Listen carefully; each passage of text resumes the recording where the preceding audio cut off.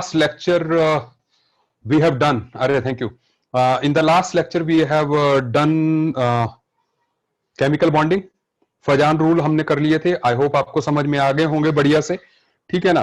अभी मैं जो हूं फजान रूल के ही एप्लीकेशन की बात कर रहा हूं. आप लोग पहले ध्यान से समझिएगा. ठीक है. So starting with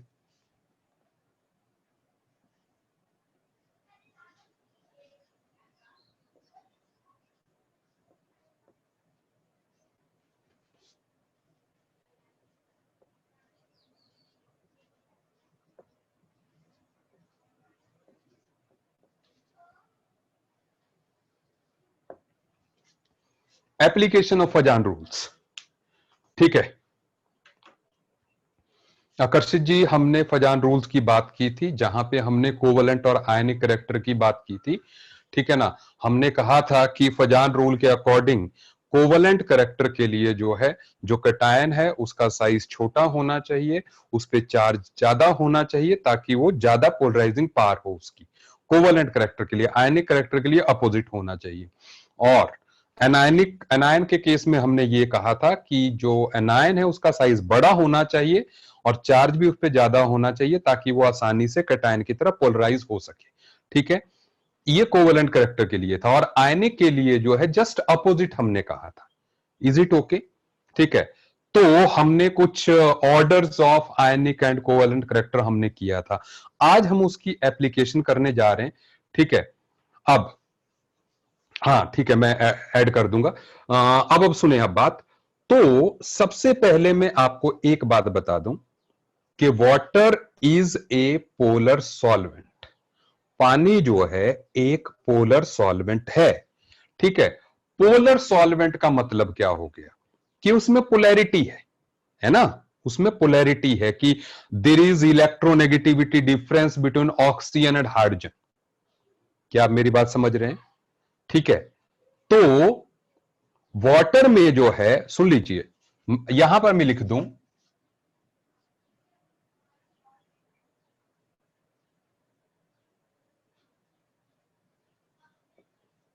ionic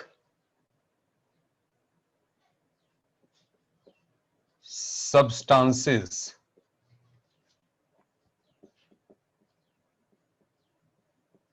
dissolves in water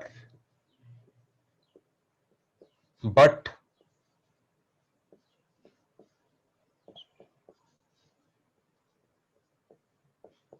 covalent doesn't.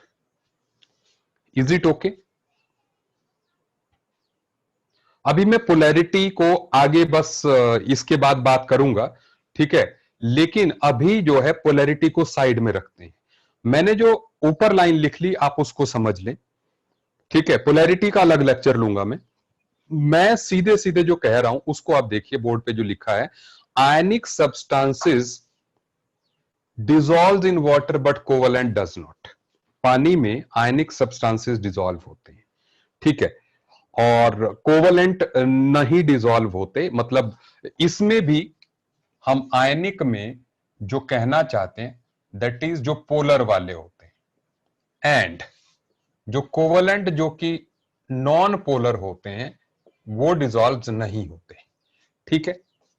तो जैसे डिसॉल्व क्या नहीं होता पानी में? पानी में, हाँ, पानी में जो है सोडियम क्लोराइड डिसॉल्व हो जाता है, अल्कोहल डिसॉल्व हो जाता है क्योंकि वो पोलर है. लेकिन पानी में जैसे पेट्रोल नहीं होता, पेट्रोल नहीं होता. ठीक है. इजी इजी मेरी बात को समझते जाइए. अभी कमेंट मत कीजिए ज्यादा. ठीक है ना. मेरी बात को समझते जाइए. तो पानी में जो है ऑयल्स डिसॉल्व नहीं होते, पेट्रोल नहीं होते क्योंकि वो हाइड्रोकार्बन है, वो नॉन पोलर सब्सटेंसेस है. ठीक है. तो पोलर पानी में डिसॉल्व हो जाते हैं या आयनिक डिसॉल्व हो जाते हैं, और जो कोवेलेंट होते हैं वो जो है डिसॉल्व नहीं होते. ठीक है. अब इससे रिलेटेड, क्योंकि हमारे जो फजान रूल हैं वो आयनिक और कोवेलेंट करैक्टर के बारे में ही बताते हैं, इसलिए हम उसकी एप्लीकेशन में इस लाइन को यूज करना चाहते हैं. जैसे हम कह सकते हैं पहला point, Ag2O is more soluble in water than Ag2S। आपने सिर्फ इसको आयनिक करैक्टर के बेस पे देखना है फिलहाल। अब देखो, पहले मुझे एक बात बताइए, Ag2O और Ag2S में से ज्यादा आयनिक कौन? Ag2O और Ag2S में से ज्यादा आयनिक कौन?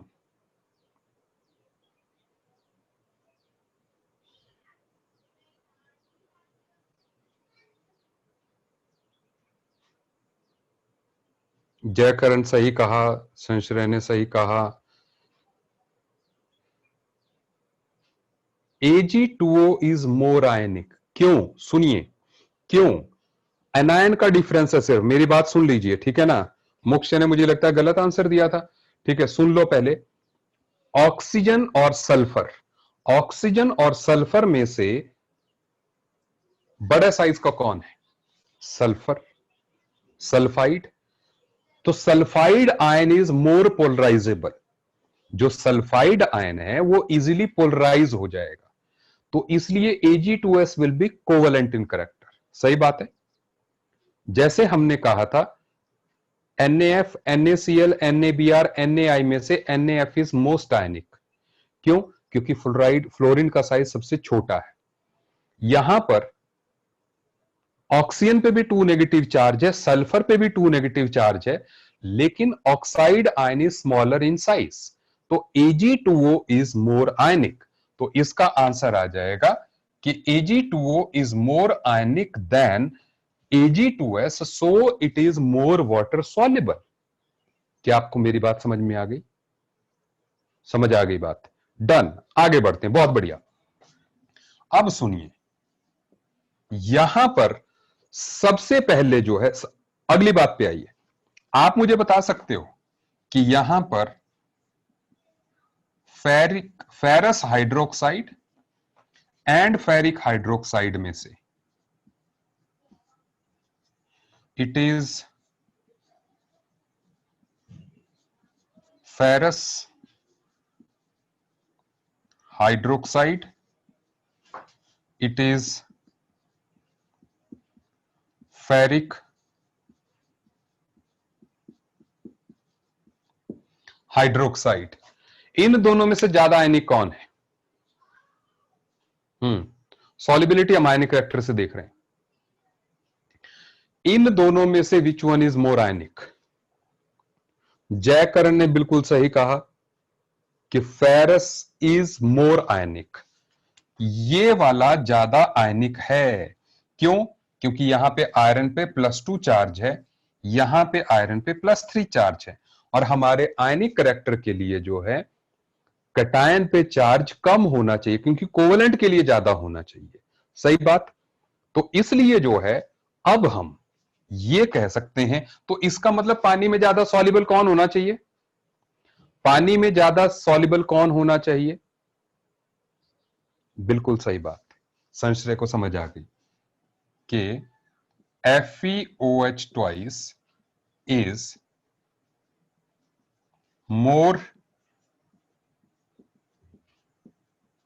water soluble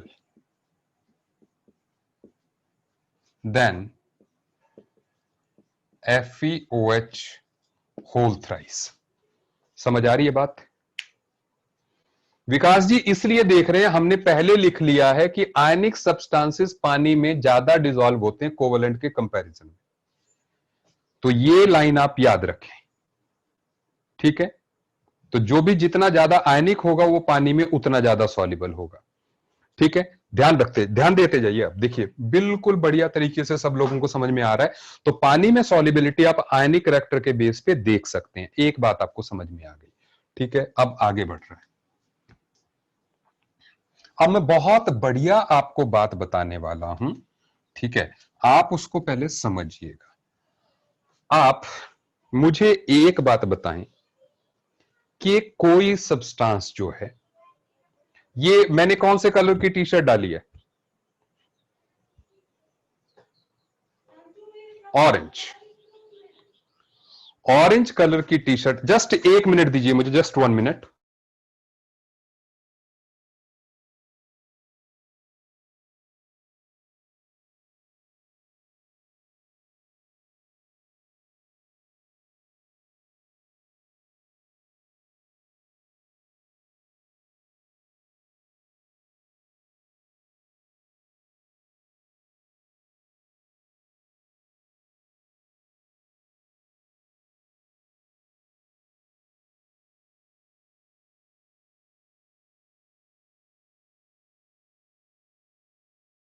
अच्छा, आ, कौन से कलर की टी शर्ट डाली है मैंने? ऑरेंज। एक बात बताओ।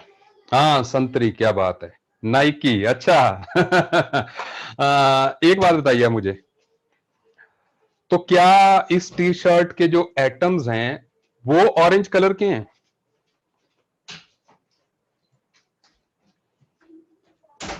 सो how it is appearing orange to you? How it is appearing orange to you?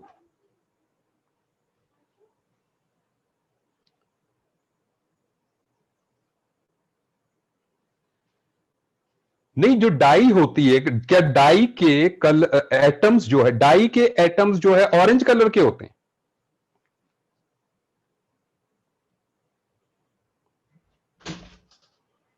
ऐसा तो नहीं है ना?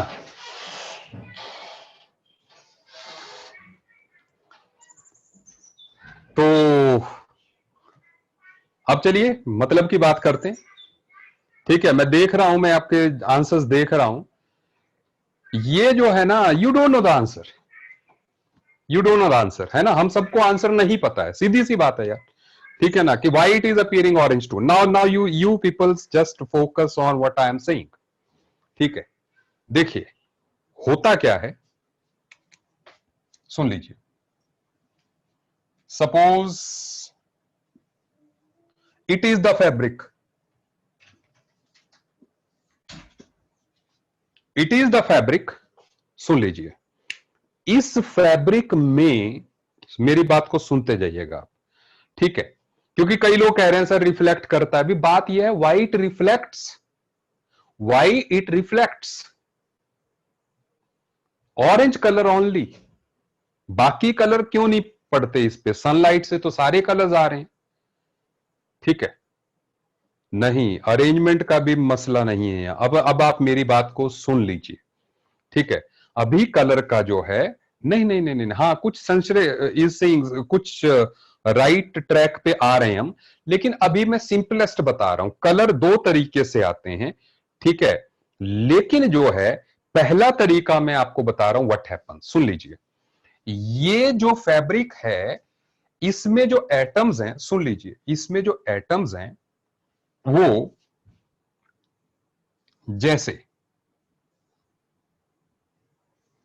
यहां पर होता क्या है कि उनको सनलाइट से एनर्जी मिलती है। सुन लीजिए, उनको जो है सनलाइट से एनर्जी मिलती है।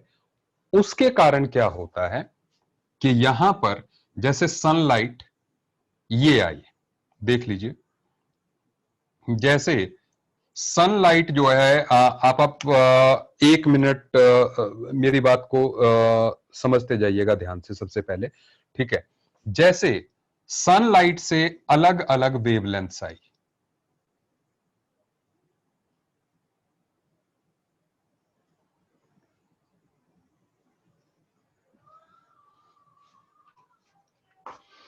ठीक है, फिर क्या होता है सुन लीजिए, उनको जब एनर्जी मिलती है, ये जो इलेक्ट्रॉन है ये जो है एनर्जी लेता है और ये किसी हायर लेवल के इसमें चला गया। Is it okay? जब ये एनर्जी लेगा, जब ये एनर्जी लेगा तो इसके इलेक्ट्रॉन जो है हायर लेवल में चले गए। ठीक है, अच्छा, अब जो है, जब अब यहां पर कलर आपको दो तरह से दिखने का प्रोसेस होता है। मैं आपको मतलब सिंपलेस्ट बात बता रहा हूं, सिंपलेस्ट बात, ठीक है। दो तरीके के होते हैं, लेकिन दूसरे तरीके की बात मैं लेटर ऑन करूंगा। अब जब ये जो है इलेक्ट्रॉन यहां पर पहुंचा, क्योंकि मैंने आपको एटॉमिक स्ट्रक्चर में बताया है कि जब भी इलेक्ट्रॉन जो है हायर लेवल में होता है, विद इन 10⁻⁸ सेकेंड उसको वापिस आना होता है। Is it okay? तो यहां पर जो है, यहां पर जो है ये इलेक्ट्रॉन जब वापिस आता है, ये इलेक्ट्रॉन जो है जब वापिस आता है, ठीक है, तो जो है one energy is emitted. Is it okay? एक पर्टिकुलर वेवलेंथ की लाइट जो है एमिट होगी। क्या आप मेरी बात समझ रहे हैं? तो एक आपको कलर जो है इस तरीके से दिखता है, सुन लीजिए, ठीक है। यह है एक तरीका कि इसने जो है लाइट यहां से एक वेवलेंथ इसने एनर्जी ली और हायर लेवल में इलेक्ट्रॉन गया, इलेक्ट्रॉन जब नीचे आया तो आपको जो है एक कलर दिखा। दिस इज वन है। हां, तो मुख्य जी अभी इसको इतना ही रखते हैं, मेरी बात को कंप्लेक्स मत कीजिएगा, आपके दिमाग में हो सकता है और भी क्वेश्चन हो, लेकिन समझ जाइए। हां, सारे इलेक्ट्रॉन, क्योंकि इसमें जो डाई यूज की गई है, उसमें जो एलिमेंट्स यूज किए गए हैं सनलाइट से, वो जो है एक पर्टिकुलर लेवल तक ही एक्साइट हो सकते हैं, और जब वो डी एक्साइट होते हैं तो वो ऑरेंज कलर ही एमिट कर सकते हैं। Is it okay? So that means electrons का jump is responsible for sunlight will not be there. सही बात है, और अर्शदीप जी रात को दिखती भी नहीं है टी शर्ट ये ऑरेंज कलर की, ठीक है, अंधेरे में नहीं दिखती है ये, ठीक है। हां, तो चलिए, तो अब बात को आगे बढ़ाते हैं, सुन लीजिए। दैट मीन्स कि ये टी शर्ट जो है, ठीक है, ये टी शर्ट जो है ऑरेंज नहीं है। इसमें जो इलेक्ट्रॉन्स हैं जब वो एक्साइट डी एक्साइट करते हैं, ठीक है, तब जो है, आयुष जी मैंने कहा, मैंने अभी जवाब दे दिया इस चीज का, मैंने कहा कि ये जो एनर्जी का बैंड है हर एक एलिमेंट के लिए अलग अलग होता है, अलग अलग होता है, ठीक है। तो इसलिए जो है जब ये डी एक्साइट होता है, मतलब किसी के लिए और हायर होगा तो वो और ज्यादा एनर्जी का, तो हो सकता है ब्लू कलर वाले में ये लाइन यहां पे हो, तो उसमें जो है जब हायर जाएगा फिर जब नीचे आएगा तो ब्लू कलर रिलीज होगा। Is it okay? तो इसलिए जो मतलब यार संश्रय करोड़ों के हिसाब से एटम्स पर सेकंड जो है एक्साइट डी एक्साइट हो रहे होते हैं, करोड़ों के हिसाब से, ठीक है। मतलब एवरी, हम देखो संश्रय, हमने हमने पहले कह दिया, मैंने पहले कह दिया, एटॉमिक स्ट्रक्चर में मैं कह चुका हूं कि विद इन 10⁻⁸ सेकेंड्स में जो है इलेक्ट्रॉन को हायर से लोअर लेवल में आना है। और इस टाइम पे मेरी टी शर्ट पे मतलब जितना भी सरफेस है सारी जगह पे फोटोन्स पड़ रहे हैं, that's why I am visible to you, ठीक है, ठीक है। हाँ, तो आकर्षि थी नाइकी के लिए वो रेडियम वेडियम अलग बात है, ठीक है ना, उसको छोड़िए, अभी हम मेड कलर की बात कर रहे हैं, ठीक है। तो यहां पर जो है, ठीक है, तो यहां पर मतलब इलेक्ट्रॉन का होना जरूरी है। अगर इलेक्ट्रॉन नहीं है, बिना इलेक्ट्रॉन के कोई चीज आपको नहीं दिखेगी कलर्ड, वो व्हाइट दिखेगी, वो व्हाइट दिखेगी, ठीक है, सुन लीजिए, ठीक है। तो अब आपको एक बात समझ में आ रही होगी कि ऐसे ऐसे एटम्स जिनमें कि इलेक्ट्रॉन का अप डाउन होना संभव नहीं होता, वो कलरलेस होंगे। सुनिए, व्हाइट होंगे वो। ऐसे एटम्स जिनमें इलेक्ट्रॉन का एक्साइट डी एक्साइट होना संभव नहीं होता, वो व्हाइट होते हैं। सुनिए, अब पहले मेरा, जैसे सोडियम क्लोराइड, नमक का क्या कलर होता है? व्हाइट। लेकिन क्यों? क्योंकि जो सोडियम क्लोराइड है, सुन लीजिए, जो Na पॉजिटिव है उसकी कॉन्फ़िगरेशन क्या है? नोबल गैस वाली। सोडियम पॉजिटिव की कॉन्फ़िगरेशन, मेरी बात को सुनते रहिए, अब सुनिए मेरी बात। नोबल गैस की कॉन्फ़िगरेशन है, उसके इलेक्ट्रॉन्स टाइटली हेल्ड हैं, तो इसलिए सनलाइट जो है उस पर स्ट्राइक करके उसके उस इलेक्ट्रॉन्स को एक्साइट नहीं कर पाते, क्योंकि नोबल गैस कॉन्फ़िगरेशन है। Because of that sodium will not release colour. सही बात। इसलिए आपके जो एल्कली मेटल्स के सॉल्ट्स होंगे जनरली जो है वो व्हाइट कलर के होते हैं। सुनते जाइए, बड़ी इंटरेस्टिंग बात का बताने जा रहा हूं। अब मैं बड़ी इंटरेस्टिंग बात मैं बताने जा रहा हूं, आप सुनते जाइए। देखो यहां पर जो है, यहां पर आप देखिए, जो सिल्वर फ्लोराइड है, सिल्वर क्लोराइड है, AgBr है एंड सिल्वर आयोडाइड है। आप मेरी बात को सुनते जाइएगा, अब कोई कंफ्यूज नहीं होना, बहुत जरूरी बातें कर रहा हूं मैं, ठीक है। AgF जो है वो व्हाइट कलर का है, ये भी व्हाइट कलर का है, लेकिन ये येलो कलर का है और ये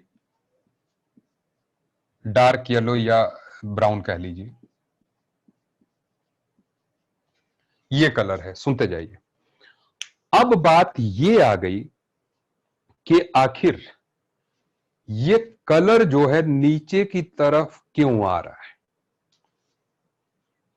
पहली बात, सब में कैटायन कौन सा है? Ag positive.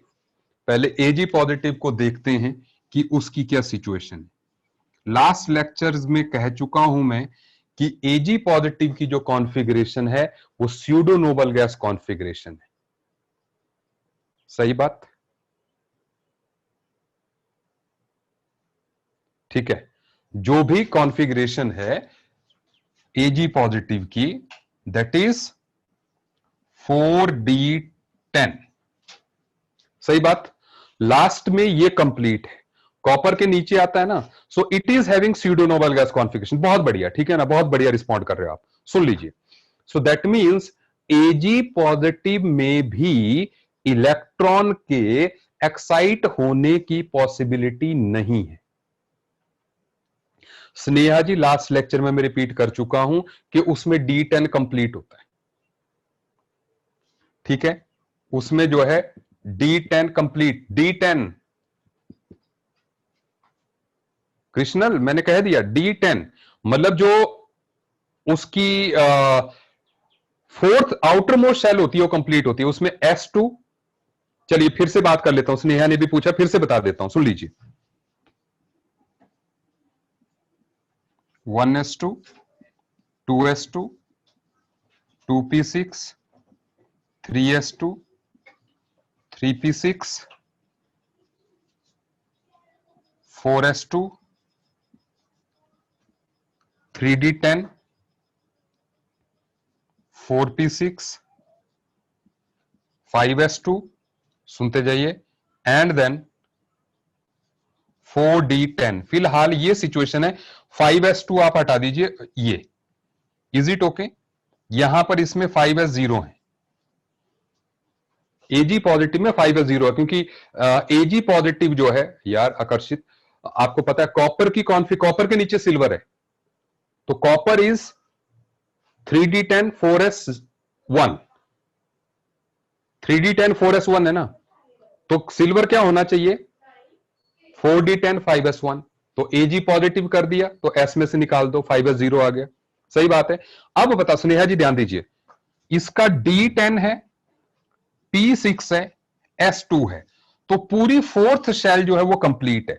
जो आउटर मोस्ट शेल है, जो फोर्थ है, वो जो है कंप्लीट है। आपको मेरी बात समझ में आ रही है? ठीक है। तो इसलिए जो है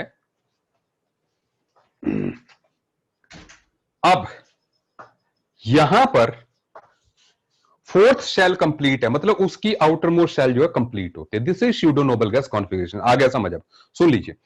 तो इसका मतलब यह हो गया कि Ag पॉजिटिव में भी इलेक्ट्रॉन्स का ऊपर जाना संभव नहीं है। क्या आप मेरी बात को समझ पा रहे हैं? तो ऐसे में जो है क्या होगा। अब बहुत जरूरी बात पे आ रहा हूं मैं, बहुत जरूरी बात पे, क्योंकि ये बात निकली है तो बड़े दूर तलक जाएगी। ठीक है, देखो, तो मतलब एजी पॉजिटिव किसी के भी कैटायन में संभव नहीं है कि वो जो है कलर दिखा सके। कलर कब आता है, या तो कैटायन दिखाए या तो एनायन दिखाए, कोई एक दिखा दे तो कलर आ गया। सही बात है। तो अब क्या होता है, सुन लो बढ़िया बात। देखो, आप जानते हैं ये एजी पॉजिटिव है, सुन लीजिए, एजी पॉजिटिव है, मैं बता के बता रहा हूं, बना के बता रहा हूं, एजी पॉजिटिव है, एजी पॉजिटिव। अब क्या होता है, ये एजी पॉजिटिव है मान लीजिए सभी का। आप जानते हैं एफ नेगेटिव छोटे साइज का है, सीएल नेगेटिव थोड़े बड़े साइज का है, बीआर नेगेटिव और बड़े साइज का है, एंड आई नेगेटिव जो है बहुत बड़े साइज का है। दिख रहा है आपको बोर्ड पे? ठीक है, सुनते जाइए। तो होता क्या है, अब ये बताओ कौन सा एनायन इजीली पोलराइजेबल है, सबसे आसानी से कौन पोलराइज होगा? आई, बिग साइज वाला। सुनो अब, बहुत बढ़िया, मैंने कहा ना, मैं बार बार कह रहा हूं, बहुत बढ़िया बात बता रहा हूं। तो आयोडीन जो है इस सिल्वर की तरफ पोलराइज होगी सबसे ज्यादा, बीआर नेगेटिव होगा थोड़ा कम, सीएल नेगेटिव कम, एफ नेगेटिव बहुत कम। सही बात, सही बात। इसका मतलब जो आई नेगेटिव है वो एजी पॉजिटिव में इलेक्ट्रॉन्स बहुत ज्यादा दे देगा। जो आई नेगेटिव है ये एजी पॉजिटिव की तरफ इलेक्ट्रॉन्स बहुत ज्यादा दे देगा, बीआर नेगेटिव थोड़े कम देगा, सीएल नेगेटिव कम देगा, एफ नेगेटिव बहुत कम देगा। सही बोला? क्योंकि आई नेगेटिव ने एजी पॉजिटिव को इलेक्ट्रॉन्स दे दिए, इसलिए अब इलेक्ट्रॉन्स के पास, एजी पॉजिटिव के पास काफी ज्यादा इलेक्ट्रॉन डेंसिटी हो गई वो एक्साइट डी एक्साइट करने के लिए। इसलिए जो है ये ज्यादा इंटेंस कलर का है। इसके पास कम डेंसिटी हुई क्योंकि बीआर नेगेटिव ने बहुत कम इलेक्ट्रॉन डेंसिटी दी, तो इसका कलर थोड़ा फेड है। ये बड़े मतलब सीएल और एफ ने दिए ही नहीं लगभग। ठीक है, तो एजी पॉजिटिव के पास इलेक्ट्रॉन डेंसिटी है ही नहीं, तो कैसे एक्साइट डी एक्साइट कराएगा? सही बात, बढ़िया बात बताई है ना, कलर से रिलेटेड। ठीक है। सीएल और फ्लोरीन जो है बिल्कुल कंजूस हैं, सुन लीजिए। तो इसलिए अभी और भी बात बता रहा हूं, अभी सुनिए, देखिए जैसे, तो एक बात तो हो गई ये। अब एक बात आप ये भी देखिए कि जो SnCl2 है वो व्हाइट कलर का होता है, जबकि जो SnI2 है वो ब्लैक कलर का होता है। अगेन क्यों? क्योंकि आयोडीन ने टिन को इलेक्ट्रॉन डेंसिटी दे दी बहुत ज्यादा, तो इसलिए उसका कलर ब्लैक हो गया। लेकिन क्योंकि क्लोरीन जो है, ठीक है, हां, लेकिन बेटा एक्साइट तो सनलाइट की वजह से होता है, लेकिन इलेक्ट्रॉन तो होना चाहिए ना, इलेक्ट्रॉन होगा तभी तो एक्साइट होगा। ठीक है, लूजली हेल्ड इलेक्ट्रॉन चाहिए ना। ठीक है, तो इसलिए आयोडीन जो है टिन को इलेक्ट्रॉन डेंसिटी देती है बहुत ज्यादा, इसलिए उसका कलर ब्लैक आ गया, जबकि क्लोरीन नहीं दे पाती उतना ज्यादा, तो वो व्हाइट रहता है। Is it okay? समझ आ गई? ठीक है, ऐसे ही सुन लीजिए, ऐसे ही PbCl2 व्हाइट कलर का है और PbI2 जो है येलो कलर का है। PbI2 जो है येलो कलर का है। ठीक है, अगेन आपको जवाब मिल गया होगा कि आयोडीन आसानी से पोलराइज हो गई टुवर्ड लेड, तो लेड को इलेक्ट्रॉन डेंसिटी मिल गई। Is it okay? ठीक है, नहीं, ब्लैक का मतलब सारे कलर्स हैं उसमें, ब्लैक का मतलब सारे कलर्स आ गए। Is it okay? Absence of colour नहीं। ठीक है, अच्छा आप नोट कर ले, लॉजिक मिल गया ना आपको, कलर्स तो आपको खुद। हाँ हाँ, अग्रिम जी क्या पूछा था? मैं एक बार देख लेता हूं अग्रिम ने क्या पूछा हुआ है। ठीक है, if I can see why ionic such a stronger dissolve in ion. हाँ हाँ हाँ, ये अग्रिम थोड़ा सा टाइम दे दो अभी मुझे जो है, क्योंकि मैं अभी इस चीज में उलझा हूं, ठीक है ना। तो मुझे जो है आई आई हैव अप्रोप्रिएट स्पेस, जबकि मैं आपको ये बताऊंगा, ठीक है ना। अप्रोप्रिएट टाइम पे मैं ये बताऊंगा, क्योंकि मुझे पहले सब कुछ बताना पड़ेगा, ऐसे नहीं। ठीक है, एक लेक्चर लगेगा लैटिस एनर्जी वाला, तब आपको बात समझ में आएगी। अग्रिम मुझे याद कराते रहना, मैं कराऊंगा, ठीक है ना। लेकिन अभी इंतजार कीजिए। Is it okay? क्योंकि जो भी हो ना, अब जो भी आप समझे वो ऐसे समझे डंके की चोट पर, और सुनते जाइए। एक बात और ध्यान रखिएगा, लास्ट पॉइंट में बता रहा हूं आपको फजान रूल्स का, सुन लीजिएगा। दैट इज, आप ये ध्यान रखिएगा कि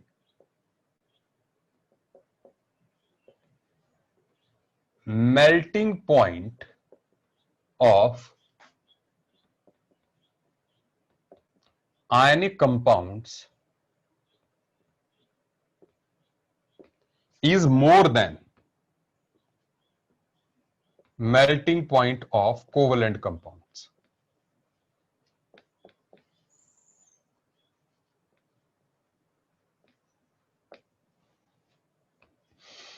Melting point of ionic compounds is more than melting point of covalent compounds. ठीक है बात? अब ये किस तरीके, अब इससे जो है आप कई चीजें सॉल्व कर पाएंगे। जैसे हम ये कहें BeCl2, MgCl2, CaCl2, SrCl2, ठीक है। इनमें से सबसे ज्यादा मेल्टिंग, सबसे ज्यादा आयनिक कौन होगा?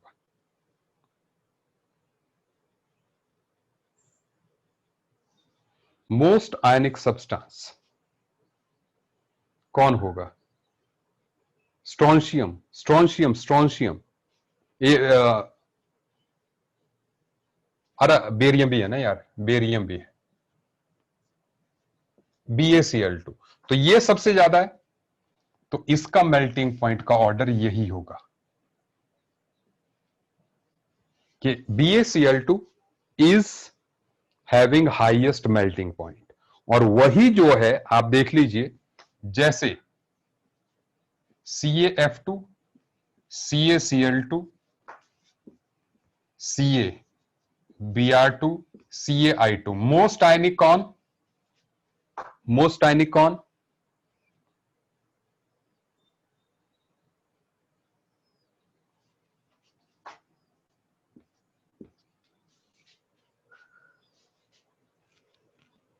CaF2 इज मोस्ट आयनिक। पता है क्या, कंफ्यूज मत होइए। आप देखो, 2-3 दिन पहले आपको मैंने रूल्स बताए, आज आप भूल रहे हो। कैसे? बिल्कुल क्लियरली बताए हैं कि कोवलेंट करैक्टर के लिए एनायन का साइज जो है, जब चार्ज वार्ज आप देख लो, चार्ज तो सब में सेम है, तो एनायन का साइज जो है छोटा होना चाहिए, आयनिक के लिए, सॉरी, कोवलेंट के लिए बड़ा होना चाहिए, आयनिक के लिए रिवर्स, आयनिक के लिए छोटा साइज होना चाहिए। ठीक है, बस। तो पता क्या, कोवलेंट के लिए याद रखे ना रखे हो, मैंने करवा दिया, आयनिक के लिए जरूर रखिए, क्योंकि आप देख रहे हैं मैंने कोवलेंट करैक्टर कभी भी नहीं पूछा, मैं जब भी बात कर रहा हूं आयनिक की कर रहा हूं, है ना। तो इसलिए आयनिक को अपने दिमाग में बिठा लो कि आयनिक के लिए क्या क्या चाहिए। डन। अब आगे बढ़ सकते हैं जी। तो ये हो गई बात किसकी? Regarding Fajans rules. ठीक है, अब हम आगे बढ़ रहे हैं, सुनते जाइए। अब आप मेरी बात को ध्यान से सुनिए। देखो, सबसे पहली बात तो यहां पर ये जो टॉपिक है ना, केमिकल बॉन्डिंग वाला, इस टॉपिक का जो मेन, जो कोर जो बॉन्ड है ना, वो है कोवलेंट बॉन्ड। सबसे ज्यादा इस टॉपिक में हम कोवलेंट बॉन्ड की बात करेंगे। आयनिक की भी करेंगे, कोऑर्डिनेट की भी करेंगे कुछ, but 60% of the topic is covalent bond की स्टडी। ठीक है, तो इसलिए हम सबसे पहले जो है कोवलेंट बॉन्ड की बात करेंगे। ठीक है ना, तो what is this covalent bond?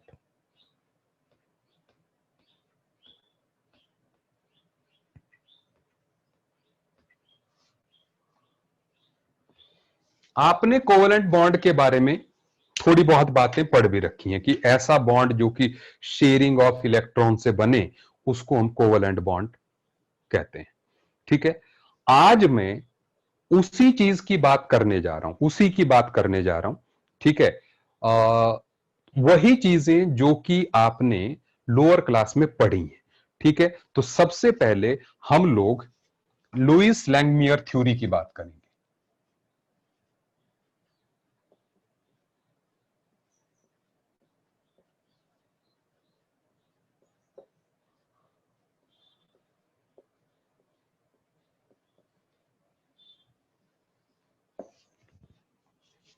ठीक है, अब इस थ्योरी में हम क्या करेंगे बात जो है, देखिए अब यहां पर हमने सबसे पहले तो आपने एक बात देखनी है, ध्यान रखिएगा, आपने एक बात देखनी है कि आखिर लुईस डॉट स्ट्रक्चर्स आपने 9th-10th क्लास में पढ़ी है कि नहीं?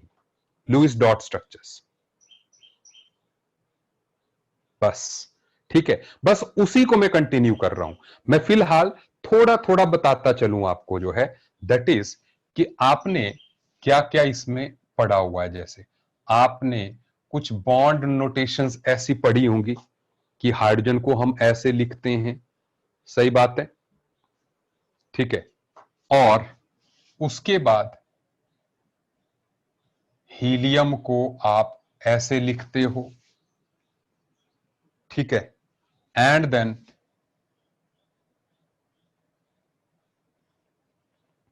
अगेन लिथियम को ऐसे।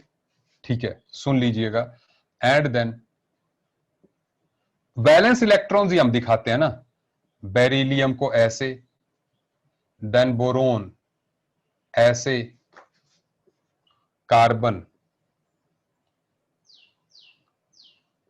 कार्बन को हम जो है ऐसे शो कर देते हैं, नाइट्रोजन ऐसे, ऑक्सीजन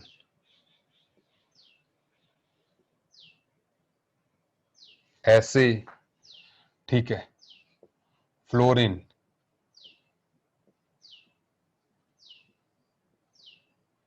एंड नियॉन।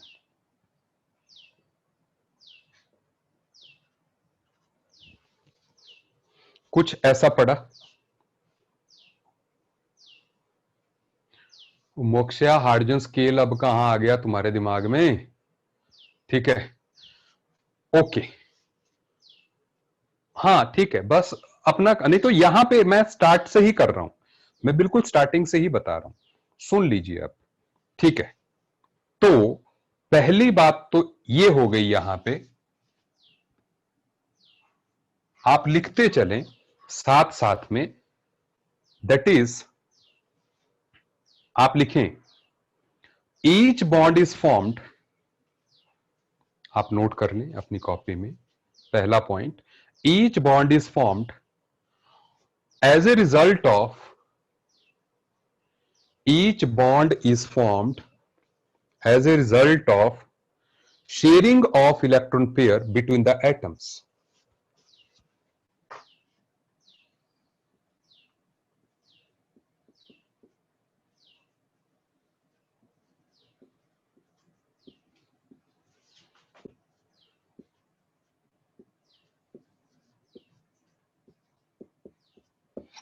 तो इलेक्ट्रॉन्स की शेयरिंग से जो है बॉन्ड बनता है। दूसरा पॉइंट, तो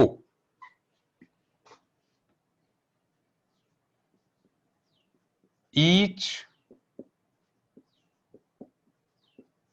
binding atom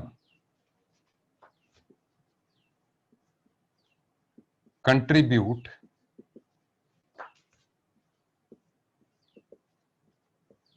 at least one electron. Each binding atom contribute at least 1 electron, ठीक है। अच्छा, और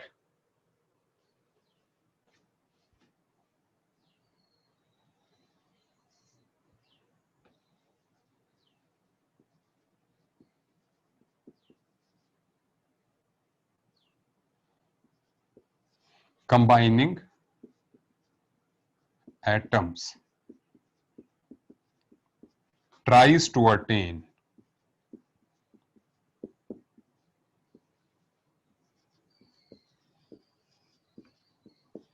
noble gas configuration।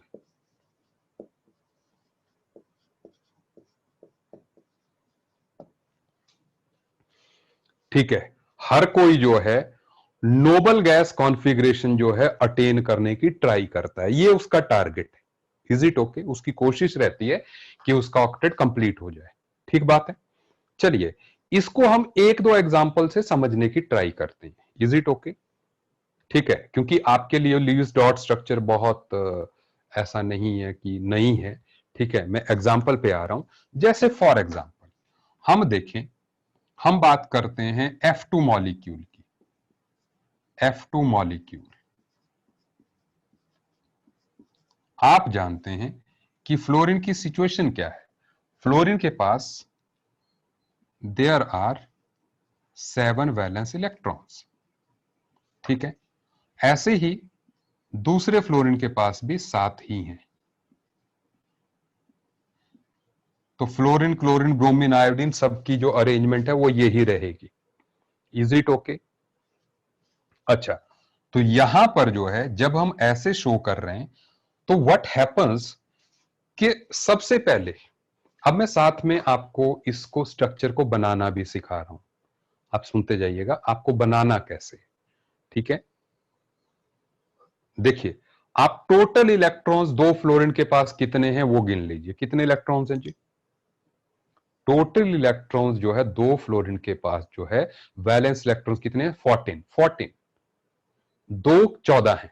सुन लीजिए, अब आपको क्या करना है, आपको ऐसे दो फ्लोरीन्स बनाने हैं, उनके बीच में आपको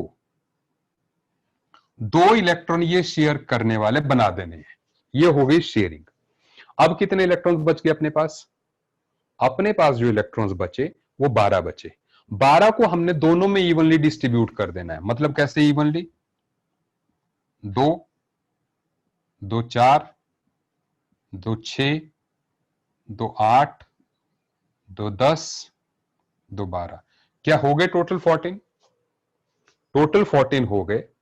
और आप देख रहे हैं कि यहां पर एक फ्लोरीन का भी ऑक्टेट पूरा है, दूसरी फ्लोरीन का भी ऑक्टेट पूरा है। ऑक्टेट ऐसे कहते हैं, दो सर्कल। ये सर्कल लगाना भी हो सकता है, आपने सीखा हो लोअर क्लास में, कि अब हम ये कर रहे हैं कि this shared pair of electron it belongs to both, it belongs to both of them. क्या आपको मेरी बात समझ में आ रही है? ठीक है, इस तरह से दोनों फ्लोरीन ने अपने ऑक्टेट पूरे कर लिए। इसके भी 8 हो गए और इसके भी 8 हो गए। सही बात? समझ में आ गई बात? ठीक है, सुनते जाएं। अब इसके बाद मैं थोड़ा सा, क्योंकि मैं धीरे धीरे आगे बढ़ता जाऊंगा, आप सुनते जाएं। जैसे एग्जाम्पल ले रहे हैं हम, एक एग्जाम्पल और ले लेते हैं पहले।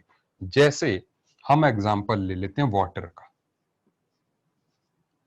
टोटल इलेक्ट्रॉन्स कितने हैं वाटर के पास? ऑक्सीजन के पास कितने? 6 और 2 8। 8 इलेक्ट्रॉन्स हैं टोटल। तो 8 में हमने क्या करना है?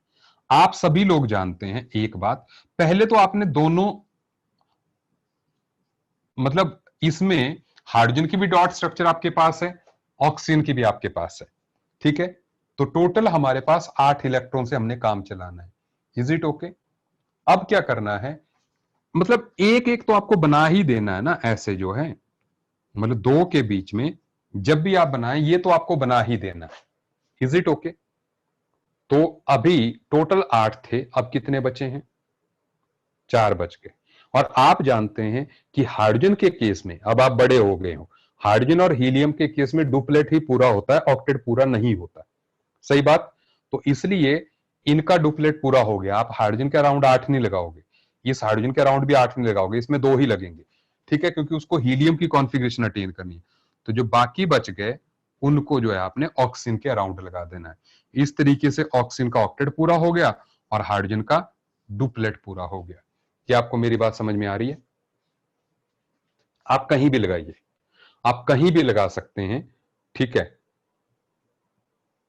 सुनते जाइए, मैं धीरे धीरे कॉम्प्लेक्सिटी बढ़ाता जाऊंगा, धीरे धीरे बढ़ाता जाऊंगा, सुनते जाइए। अब अब देखें आप,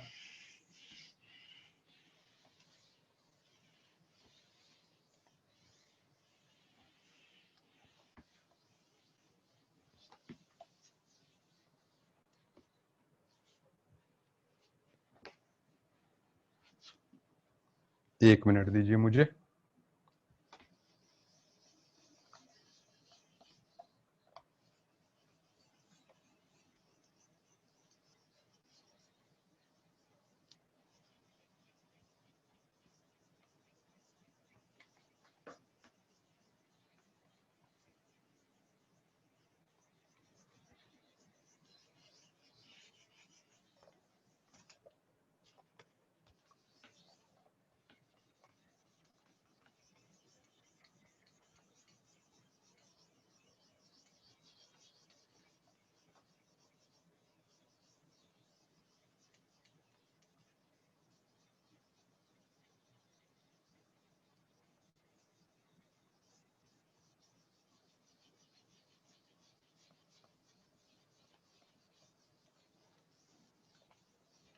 एक मिनट, अब सुन लीजिए। अब हाँ, पानी का इंतजाम नहीं है आसपास यार, मैंने कहीं पे कोलिन रखा था but there is no arrangement now, I mean जिस रूम में, और होता क्या है कि इट इज वायर्ड। ठीक है, कोई बात नहीं, सुन लो। अब सुन लीजिए, ये कर देंगे हम। अब देखिए, मैं एक एग्जांपल ले रहा हूं आपको थोड़ा सा, अब हम आगे बढ़ते जाएंगे। कार्बन डाइऑक्साइड का एग्जांपल सुनिए। यहां पर साथ साथ में कुछ आपको मैं टिप्स भी बताता जाऊंगा, आप साथ साथ में लिखते जा सकते हैं। देखो, कार्बन डाइऑक्साइड की जब डायग्राम बनानी है आपको, सबसे पहले मैं सेंटर में किसको रखूं? 3 एटम्स है मेरे पास। मोस्ट ऑफ द टाइम्स ये होता है, सुन लीजिए, हाँ आपको पता है वैसे, लेकिन मोस्ट ऑफ द टाइम क्या होता है कि least electronegative atom central atom. आप लिख लीजिए, अपनी कॉपी में लिख लीजिए। Most of the times least electronegative atom is central atom. सब बार जरूरी नहीं है, लेकिन ज्यादातर टाइम, ठीक है।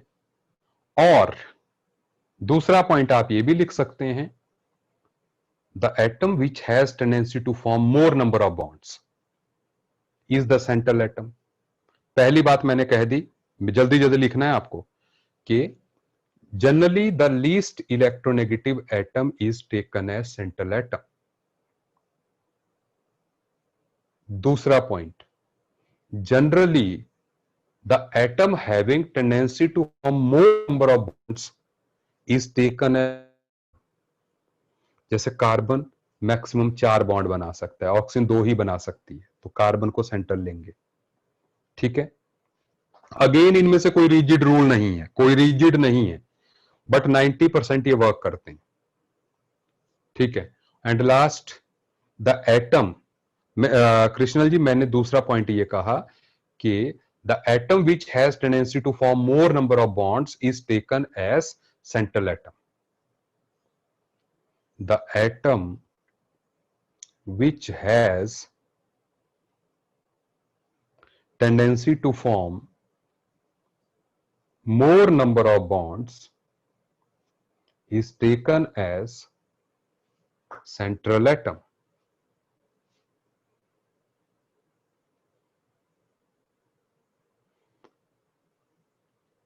And last, the atom या the element which is less in number, third, the atoms which are less in number is generally taken as central atom, ठीक है। तो इस केस में कार्बन डाइऑक्साइड में कार्बन को सेंटर में लेंगे, ऑक्सीजन दोनों साइड में लगा देंगे। आप सुनते जाएं मेरी बात। टोटल इलेक्ट्रॉन्स कितने हैं अपने पास? कार्बन के कितने वैलेंस? 4, ऑक्सीजन के 6 + 6 16, यही है 16 है। सबसे पहले आप क्या करेंगे, सुन लीजिए, सबसे पहले आप ऐसा करेंगे कि आप लोग यहां पर एक एक बॉन्ड बना देंगे ऐसे। ये तो आपको लगाना ही है, 2 डबल डॉट तो लगाने ही है, ठीक है। अभी आकर्षित बाद में बात करते हैं, सुन लीजिए। मैंने क्या कहा, कार्बन के अराउंड आपने 2 ऑक्सीजन लगा दी और फिर हर एक के बीच में 2 डॉट्स लगा देंगे, ठीक है। आकर्षित जी समझ में आ रही है बात, ठीक है। अब इसके बाद हमारे पास 16 इलेक्ट्रॉन्स हैं। आपने करना क्या है, इसके बाद आप करें कि आप ऐसा कर सकते हैं कि सेंट्रल एटम पर जो है ना, उसका ऑक्टेट कंप्लीट कर दो पहले। सेंट्रल एटम का ऑक्टेट पूरा कर दो पहले, सुन लीजिए। इसके बाद कितने बच गए, 8 और बच गए। सो व्हाट यू डू, आकर्षित मैंने कहा फर्स्ट पॉइंट के बारे में मैंने ये कहा था, क्या लिखा था भाई, क्या कहा था भाई, generally the less electronegative atom is taken as central atom. Generally the less electronegative atom is taken as central atom, ठीक है। अब सुने, अब यहां पर इसमें आपके पास अब कितने बच गए इलेक्ट्रॉन्स, 8। तो 2 4 2 4, सुन ले, मेरे ट्रिक्स को ध्यान से समझते जाइएगा किस तरीके से प्रोसीड कर रहे हैं। क्या इस टाइम पे सभी एटम्स का ऑक्टेट पूरा है, इलेक्ट्रॉन तो 16 हो गए, नहीं। किसका पूरा नहीं है, किसका पूरा नहीं है, ऑक्सीजन का पूरा नहीं है, सही बात है, दोनों ऑक्सीजन का पूरा नहीं है। अब देखें, जब ऐसी सिचुएशन आए, सो व्हाट यू डू, आप एक कार्बन का जो किसी के साथ भी शेयर्ड नहीं है, सुन लीजिए, जब ऐसी सिचुएशन आई, जो सेंट्रल एटम में आपने लगा रखे हैं जो किसी के साथ शेयर्ड नहीं है, उनको आप शेयरिंग में लगा दो ऐसे, इस तरफ के साथ शेयरिंग में। तो क्या हुआ, इस ऑक्सीजन का ऑक्टेट पूरा हो गया, सही बात है। और अभी भी कार्बन का ऑक्टेट तो पूरा ही है, सही है। और ऐसे ही इस ऑक्सीजन के ऑक्टेट को पूरा करने के लिए जो शेयर्ड पेयर नहीं है उसको लगा दीजिए, ठीक है। तो इससे क्या हुआ, इसका भी ऑक्टेट पूरा हो गया और इसका भी ऑक्टेट पूरा हो गया। बोलो, डबल बॉन्ड, इसको हम ऐसे भी शो कर देते हैं ना, इसको ऐसे भी शो कर देते थे ना, C double bond O, double bond O, and then जो शेयर्ड नहीं है उनको लोन पेयर की फॉर्म में हम शो कर देते थे, सही बात है, ऐसे।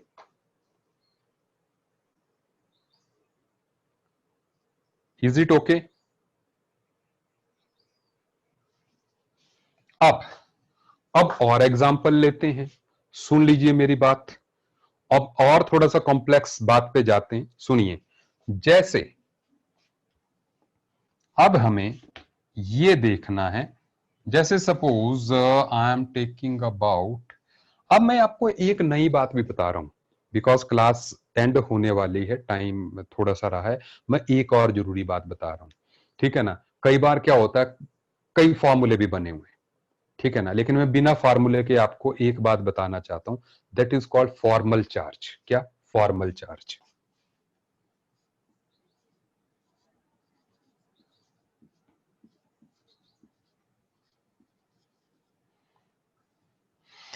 अब फॉर्मल चार्ज जो है निकालते कैसे हैं और क्या होता है, मैं दोनों बातें बता रहा हूं, ठीक है, सुनते जाइए आप जो है। देखो, पहली बात क्या होता है बाद में बात करते हैं, ठीक है ना। सबसे पहले जो है हमने ये देखना है कि उसको निकालते कैसे हैं। आपने करना क्या है, सबका ध्यान बोर्ड पे। पहली बात, आपने जो लोन पेयर है, ये मानिए जो लोन पेयर हैं वो एटम के अपने हैं, लेकिन मुझे लगता है यार कई लोगों को आपको समझ में नहीं आएगा, तो फॉर्मूला मैं दे देता हूं, ठीक है। मैं फॉर्मूला दे देता हूं, फिर बाद में बात करता हूं।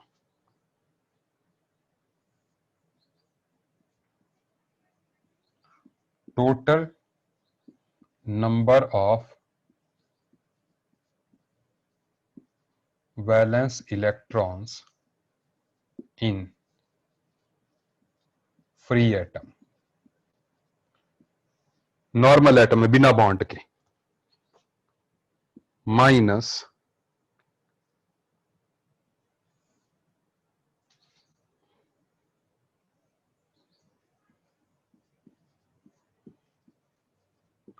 Total number of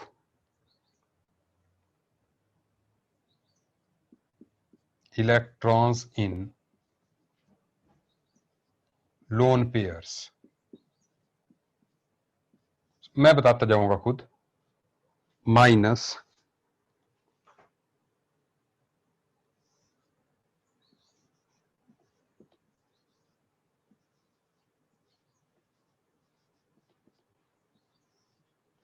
number of bonds. ठीक है,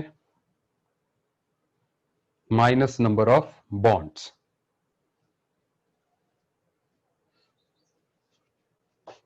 अच्छा ठीक है, मैं डाल दूंगा।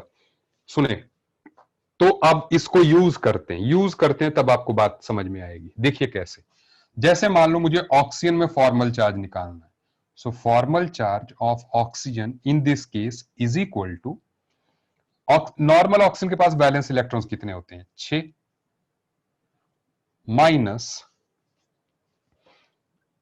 लोन पेयर्स में कितने इलेक्ट्रॉन्स हैं, 4, 2 और 2 4, माइनस नंबर ऑफ बॉन्ड्स 1 2 2, कितना आ गया formal charge, 0।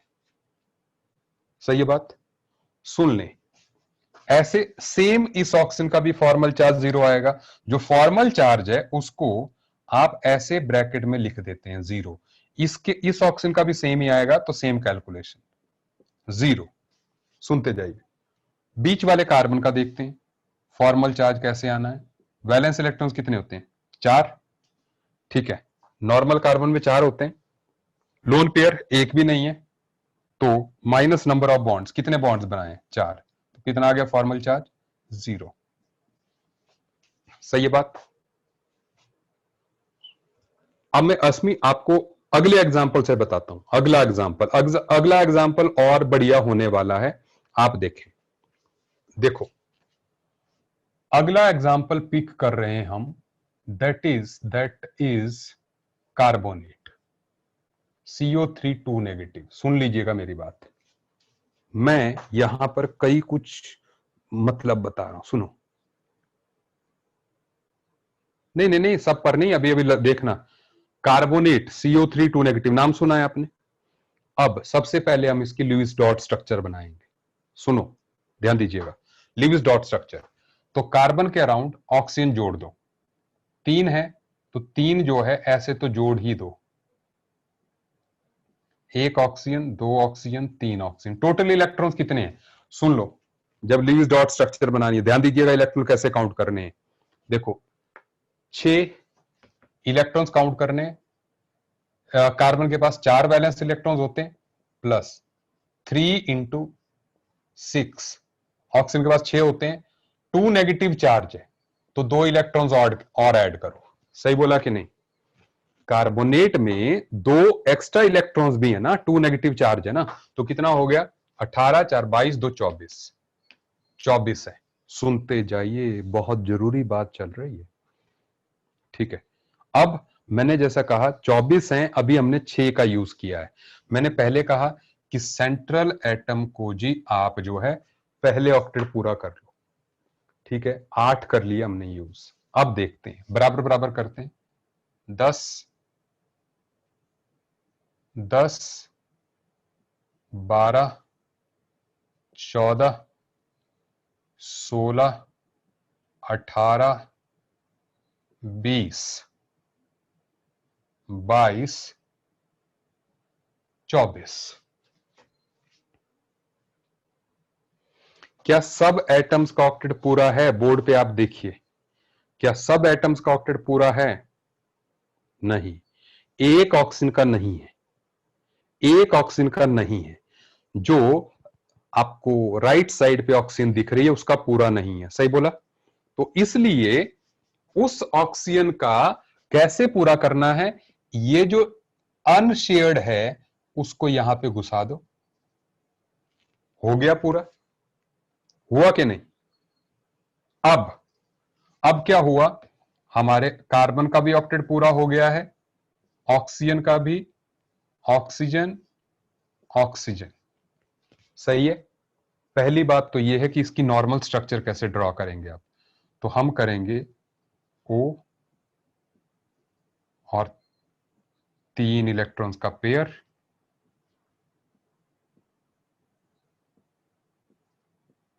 Pair double bond O। बोलो सही है कि नहीं?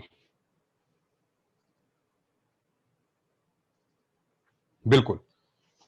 अभी अभी सुनो, अभी देखो देखो देखो देखो, बढ़िया बढ़िया बात अभी आने वाली है, सुनो।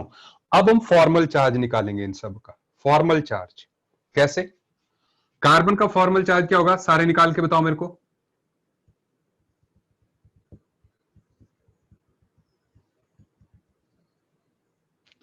0। इस ऑक्सीजन का फॉर्मल चार्ज क्या होगा, निकाल के बताओ। इस ऑक्सीजन का फॉर्मल चार्ज 0, बिल्कुल सही है।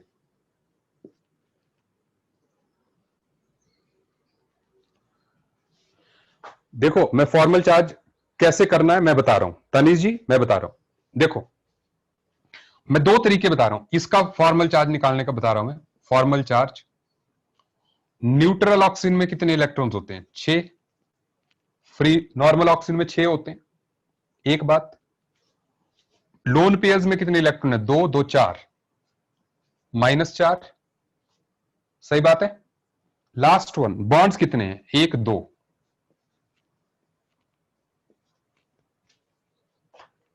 और मेरे वाला तरीका, फिंगर टिप्स वाला तरीका बताऊं, फिंगर टिप्स वाला तरीका बताऊं। देखो करना क्या है, जो सुनो, लोन पेयर्स पहले आप मान, नहीं नहीं नहीं, आप देखो, आपने, क्योंकि हर बार आप इतना लंबा फार्मूला तो नहीं लगाओगे यार। सुनो, आपने करना क्या है, आपने इस ऑक्सीजन को देखना है और यह देखना है कि इसमें इलेक्ट्रॉन्स कितने हैं जो कि शेयर्ड नहीं है, कितने हैं टोटल, 4। 4 हैं। और बॉन्ड में से आपको एक एक ही इलेक्ट्रॉन काउंट करना है, सुन लीजिए, बॉन्ड में से एक एक ही, क्योंकि ये जो बॉन्ड है ना, सुनते जाइए, मेरी मेरी पहले बात समझ लीजिएगा पूरी। ये जो चारों लोन पेयर्स हैं ये इस अकेले ऑक्सीजन के हैं, इसको इसने किसी के साथ शेयर नहीं किया है। लेकिन यहां पे जो इलेक्ट्रॉन्स हैं 4, इनमें से 2 ही इस ऑक्सीजन के हैं, 2 इस कार्बन के हैं। सही बात है, एक्चुअल में तो यही है। ठीक है, तो इसलिए ये चारों इलेक्ट्रॉन इस ऑक्सीजन के हैं, इस बॉन्ड में से एक एक ही है। तो अगर गिने 2 2 4 1 5 1 6, बॉन्ड को एक एक ही गिनना है, तो 6 इलेक्ट्रॉन इस ऑक्सीजन के पास हैं। और न्यूट्रल ऑक्सीजन के पास कितने होते हैं, 6 होते हैं। तो इसके पास है भी 6, न्यूट्रल ऑक्सीजन के पास भी 6 होते हैं, इसलिए 0 चार्ज। सुन ले, अभी अभी मैं फिर से बता रहा हूं, अभी अभी सुन लो, मेरा तरीका सुन लीजिए, अभी अभी देखना। देखो यहां गिनो, 2 4 6, न्यूट्रल ऑक्सीजन, अभी अभी सुनो सुनो। देखो सारे लोग जानते हैं न्यूट्रल ऑक्सीजन के पास 6 होते हैं, ये तो सभी लोग जानते हैं। हाँ बिल्कुल सही, मोक्षा ने निकाल दिया। लेकिन मेरे तरीके से देखो, आप मेरे तरीके से भी देखो, 2 4 6, बॉन्ड का एक ही गिनना है, कितने हो गए, 7। न्यूट्रल ऑक्सीजन में कितने होते हैं, 6। 6 से एक ज्यादा है, 6 में एक, 6 से एक ज्यादा है ना, तो -1 आ गया। बोलो, इस तरीके से भी निकाल लो, मेरे तरीके से भी निकाल लो। मेरे तरीके से फिंगर टिप्स में निकल जाएगा। मैंने कहा, मेरी बात फिर से सुन लीजिए, 2 4 6, बॉन्ड का एक 7, न्यूट्रल में 6 होते हैं, इसमें 7 है, एक एक्स्ट्रा है। Is it okay? सुने, ये देखो, 2 4 6, एक बॉन्ड का 7, अगेन एक एक्स्ट्रा है न्यूट्रल से, तो -1। बोलो, है ना? आप कोई भी तरीका ऑप्ट कर लें, दोनों आपके, ठीक है। अब पता क्या है, देखो आप बोल रहे थे कि फॉर्मल चार्ज का यूज क्या है। फॉर्मल चार्ज का यूज आपको अब समझ में आ जाएगा कि sum of all the formal charges is equal to charge on the molecule. आप देख रहे हैं -1 0 0 इज इक्वल टू -2। तो वो जो है, ठीक है, ठीक है, वो जो है, नहीं कोई बात नहीं है, ठीक है, कार्बोनेट 2 नेगेटिव आ गया। चलिए ध्यान देते हैं, आगे बढ़ते हैं।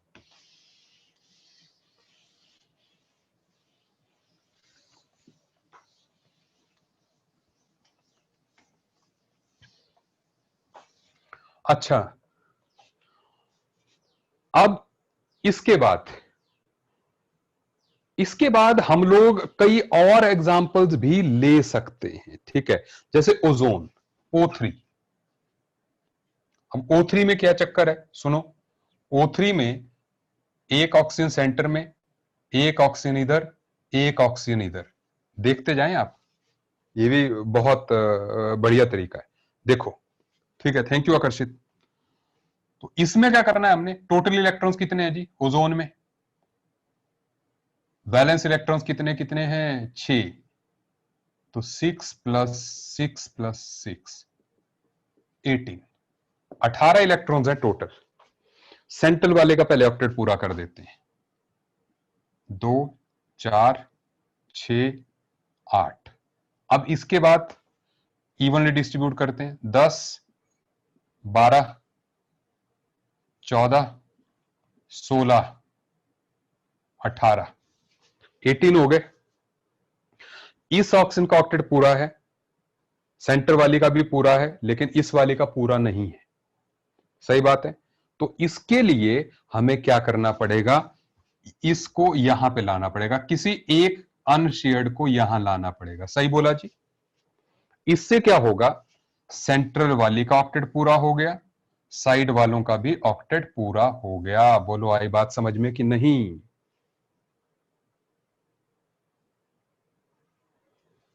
देखो अब ओजोन की structure, O double bond O, 2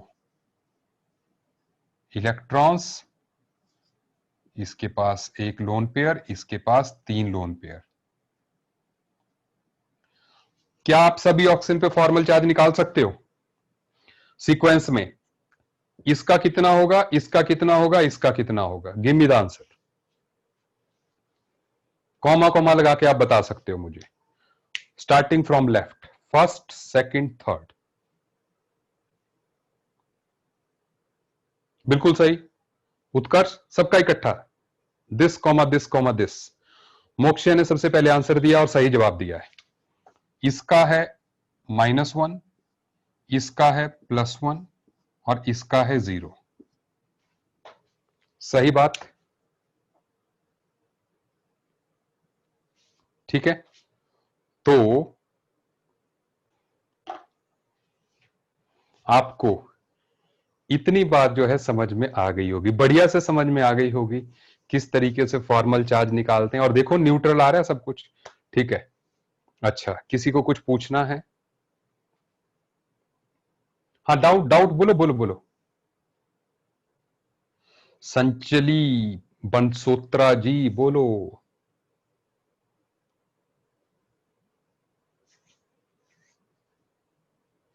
ये हाइड्रोजन स्केल की बात कहां से आ गई यार? हाइड्रोजन स्केल मतलब किस चीज का हाइड्रोजन स्केल?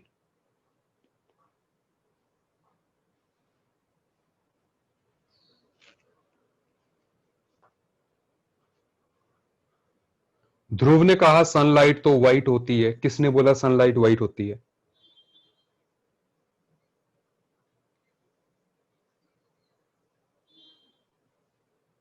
नहीं नहीं नहीं नहीं, इनऑर्गेनिक में एक्सेप्शन नहीं है, ठीक है। अभी अभी देखो कलर्स के बारे में अभी बात स्टार्ट हुई है, कलर का जो मामला है ना वो 12th तक चलेगा।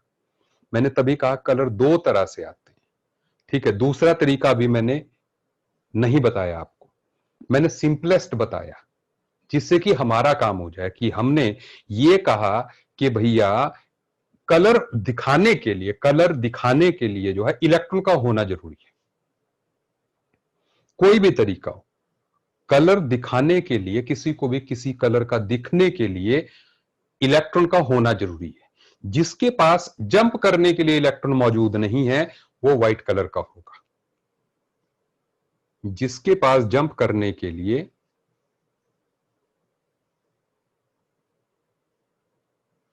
पीरियडिक टेबल में हाइड्रोजन स्केल दिया हुआ था, किस चीज का हाइड्रोजन स्केल? ठीक है, मैं देखता हूं, मेरे को बता देना यार, व्हाट्सएप पे भेज देना अबाउट हाइड्रोजन स्केल, मैं एक बार देख लूं, क्योंकि हाइड्रोजन स्केल कई चीजों के हैं यार। एक तो हमने स्टार्टिंग में ही किया है, वेइंग का स्केल जो है हाइड्रोजन का, ठीक है।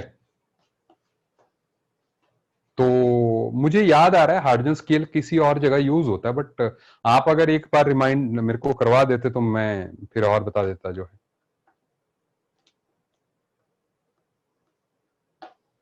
नहीं नहीं, मैं तो ऐसे ही हंस रहा हूं यार आपकी चैट्स को देख के जो है, ठीक है ना। हाँ, तो चलिए मिलते हैं नेक्स्ट क्लास में, ठीक है। आई होप आप आपने आज का जो डायगोनल रिलेशनशिप अभी आगे आएगा ना, मैं करवाऊंगा यार, ठीक है ना। तो जय श्री राम, ठीक है, किसी ने भेजा मुझे, ठीक है। Okay, bye bye, thank you, nice to see you. Akarshit ji, bye bye.